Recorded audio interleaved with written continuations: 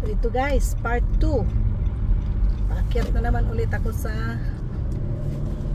isang sa kabilang lookout.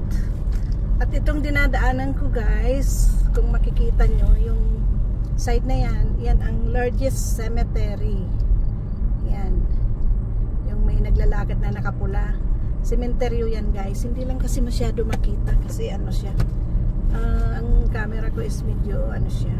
Pero try ko siyang ilikom ganyan para makita nyo yan. Yan ang cemetery. Yung side na yan. Ang luwang-luwang niya. At itong isang side naman na ito, kung makikita nyo guys, yan. Pakita ko sa inyo. Yung may mga nakapark na yan. Is, ito? Parking siya ng park. Ang laking park niya dyan sa loob guys. At meron siyang artificial na tubig na nagbabike yung mga tao dyan. Nag-ano sa tubig.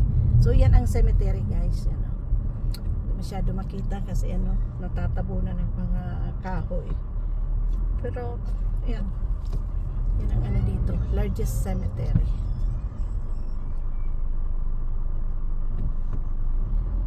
Okay. So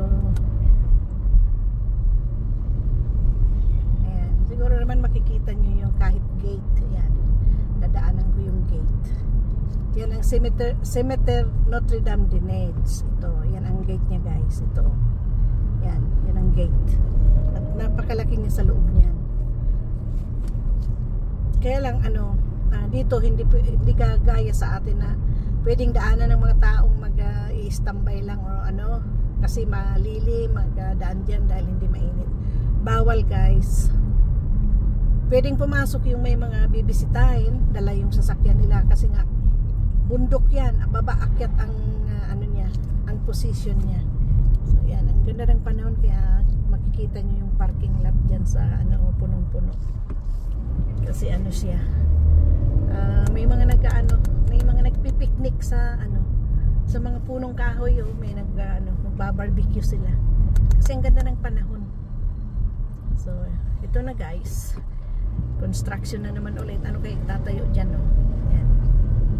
Siguro tayuan nila ng building. So, ito na guys. Paakyat na naman ulit ako sa isang lookout. So, ito na. Pataas na ito guys. So ito ang antayan ng bus guys. Yan may upuan din siya at may parang shed. So ito na, akyat na tayo. Ito na yung ito ang sinasabing ano ba to? Street ito. May tawag dito So yan, kung makikita nyo guys, yan. Nilagyan ng division ng mga poste-poste sa gitna ng kalsada. Yan hindi yung mag-overtake kaya talagang kung sinong nakasunod na 40 kilometers lang per hour ang takbo, talagang susunod sila, hindi sila pwede maka-overtake. So yan na guys, bundok ang aking dinadaanan. Yan, pataas na pataas. Yan, pataas na pataas. Yan. Nalala ko yung kantang spaghetti. Ito na, pababa na naman ito. So nakababa na naman ako, pababa tong kalsada yan pababa na to. At itong dinadaanan kong yan sa tabi niyan, yan is rocks, mountain na bato kumbaga. Okay, so ipapakita ko rin sa inyo ang east side ng lookout na to para makita nyo. I hope na makakuha ako ng parking kasi hindi naman ako tatagal. Ayun, may mga nagsisialisan para makita nyo din. So yung mga nanonood is parang andito na rin kayo sa Canada nakarating. Kasi nga iniikot ko na rin ito para makita nyo. Kasi hindi naman ako dito palaging andito.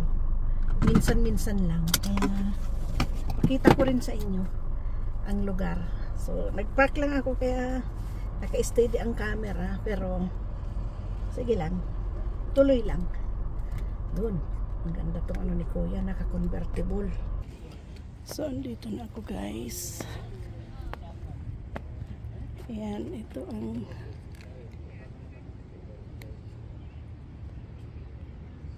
bakit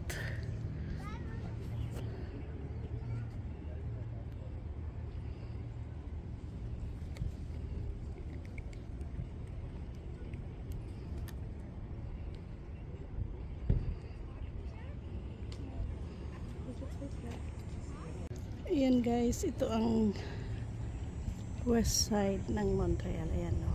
Ayan, ito din. Ayan, yan.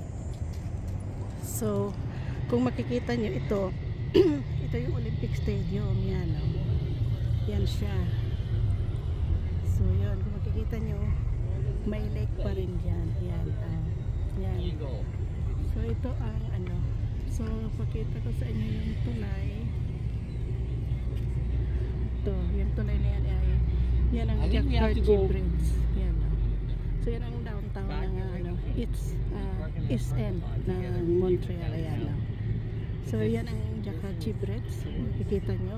So, yun. So, yung kanina is west. Ito is east side. So, yun ang kanyang lake. Ganda. Oh, ganda ng kulay. Yan ang old port. Yan nagdadaong yung mga barko. Yan, oh. May barko nga siya, oh. So, yan. Ito. So, yan ito, guys. Yan ang, ano, yan ang old port. So, ito ang, ano, Olympic Stadium. Nakasakay na ako dyan na umakyat, guys. Kung nakakita nyo yung mga, ano ko, mga rails. Dyan siya. So, yun na lang muna, guys. So, thank you for watching. So, continue tayo, guys. Kasi nga, nahinto lang ako para magkuha ng view. So, nakaharap ako sa init. Kaya, kita nyo naman ang aking, camera. Medyo, siya malabo dahil nakaharap sa init. But anyways, ayan. Paalis na ako dito. Di na ako nagtagal. Kasi, pwede ditong tumagal sa parking, magbabayad ka. Maximum mga 2 hours. Kung gustong maglakad-lakad sa taas ng bundok, 4 hours maximum. Bayaran mo. Parang $6 ang babayaran sa parking. Ito mahirap dito, guys. Which tayo sa highway. Yan, ito guys is pababa na to. Itong binabaybay ko, guys, pababa na ulit ito sa bundok. Huminto lang ako dun sa lookout para makita nyo yung east side ng Montreal. Sa west at east, at least naipakita ko sa inyo kung anong pagkakaiba ng mga structure. So kumbaga, yun sa west side, dyan ako dumadaan pag umuwi. Yun ang tulay. Pag naman, yung sa puntang Old Port naman or doon sa bandang Jacques Bridge, yun naman yung East End. Sa Champlain Bridge, yun ang